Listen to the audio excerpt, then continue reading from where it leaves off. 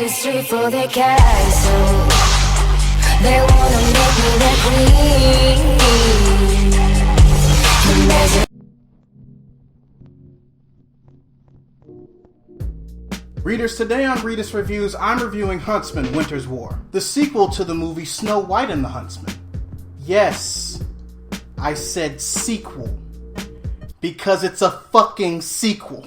Like, seriously, the prequel bit that you always hear in all the trailers is only like the first 20 minutes of the movie. And that's basically used to introduce Freya, Ravenna's sister, her backstory, her power set, and the type of ties that she has with the Huntsman. And the tie is this. While she was still Black Widowing kings across the land, and before she stumbled upon the kingdom that would eventually be ruled by Snow White, Ravenna had Freya live with her, and found out that she was currently in an affair with a duke or some shit, and eventually got pregnant. Unfortunately, the duke is promised to somebody else. So Ravenna's all like, you know that man gonna leave you high and dry, right? And Freya's all like, oh my god, leave my boo alone. He gonna leave his wife and come take care of me and his kid cause he love me. And then Ravenna was all like, So then one night after Freya has her baby, the Duke sets it on fire? And she's in such a state of distraught that her ice powers form. So she decides to leave her sister's kingdom and form one of her own by kidnapping kids and raising them to be her army by making them huntsmen. And one of these kids just so happens to be the Huntsman that we were introduced to in Snow White and the Huntsman, along with his wife that we heard about in the same movie. We find out his backstory, why he was the way that he was during Snow White and the Huntsman, and then we fast forward 7 years later after Snow White has taken power and Ravenna has been killed.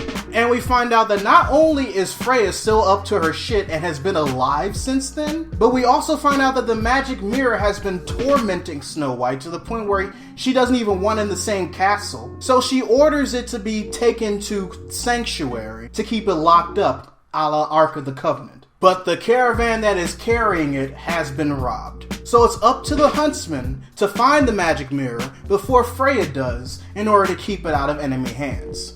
So let's tackle the story right quick. The story, I feel, was both simple and entertaining. There were a lot of elements in the story that reminded me of how Universal Studios used to do family adventure movies back in like the 90s. And part of the reason is because the cinematographer from the first one came back to direct this one. I wouldn't necessarily say that the dialogue was clever, but it worked for the type of movie that it was. The music also had that feel of like early 90s Universal Pictures action-adventure family movies, with a tad bit of John Williams in it and a tad bit of the themes from the first movie as well. So let's talk about the characters now. I feel that if all the main characters in this movie attended a high school science class, they'd all get A's. Because every single character in this motherfucker had excellent chemistry. I'm sorry, guys. I'll do you the favor and see myself out. Chris Hemsworth and Jessica Chastain as Eric and Sarah respectively were great on camera together, in my opinion. Seeing how they were brought up, seeing the tragedy of their star-crossed lover romance, and just seeing how they interacted on screen, it just always brought a smile to my face. And I could say the same way about how all the dwarves interacted together. And let's not forget about Emily Blunt and Charlize Theron. My God.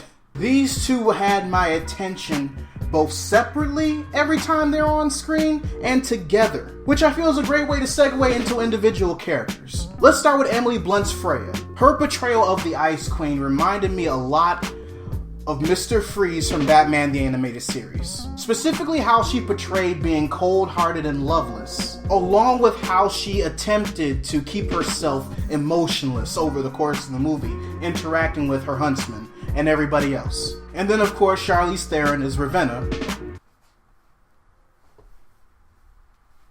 She continues to be my role model as far as how to properly develop and how to properly portray female villains. Because we see her do beauty, we see her do maniacal, we see her do elegance, we see her do manipulation, we see her do arrogance. We see her do everything right, and she was still able to portray this perfectly, even though she was only in the last act of the movie. And don't get me wrong, Emily Blunt did a good job doing the same exact thing over the course of the rest of the movie. I mean, come on, man, give reverence where it's due. Eric, aka Chris Hemsworth, I would say definitely grew as a character between Snow White and the Huntsman and this movie. His personality traits are still there, but I feel like in this movie, we actually see him as he was meant to be originally, because he was actually fucking happy. Seriously, when you watch this movie, compare it to what we saw in Snow White and the Huntsman. The traits from what we've learned about his character are still there, but thanks to one specific detail over the course of this movie, we get to see his character develop in a way that kind of gets him out of the brooding aspect that we learned he had in the first movie, and we actually get to fully enjoy his character as originally intended. But trust me, readers, this movie isn't perfect in my eyes, not in a long shot. The main questions that I had with this movie that I wanted it to answer were A, how are they going to treat its continuity? And B, how acceptable are the changes and additions that they are making in order for this story to be made? As far as I'm concerned, this movie gave me some answers. Not all of them, but some. For example, because this is a sequel, the explanation as to why Charlize Theron's Ravenna is back in this movie is explained in this movie. And according to what happened in the first movie, it made sense. I was able to accept the reasoning that they gave in this movie, and it made sense to me. Unfortunately, the second question that I had was regarding Freya. Because I could accept that she was living with Ravenna while she was knocking out kings and taking over kingdoms. But where was she when their village was invaded in Ravenna's flashback? Where was she when her mother performed that spell in order for Ravenna to gain immortality by sucking bitches dry? I only saw her brother in that flashback. They could have said anything and it would have been acceptable. Like, she ran away before the kingdom pillaged their village. Or she was sold to another kingdom as a slave and earned her freedom back when Ravenna took over or something like that. But they don't explain that. They're just like, oh no, she was there. Not all the time, but she was there. So I probably would have enjoyed this movie a lot more if they actually explained where Freya was in the fray. Yeah. I'll see myself out. But overall, I thought the movie was good. I found it just as entertaining as Snow White and the Huntsman, even more so because Kristen Stewart wasn't in it. And I felt that it was a fun little adventure. Because continuity and fluid storytelling is kind of my thing, the lack of Freya's proper introduction into this universe kind of disturbed me a little bit. But the explanation that I got as to how Ravenna survived Snow White and the Huntsman was enough to put me at ease, at least to finish enjoying the movie. So with that being said, if you were to go see this in theaters, I would say pay matinee price. If you were to buy this on home video, I just say stick to the DVD.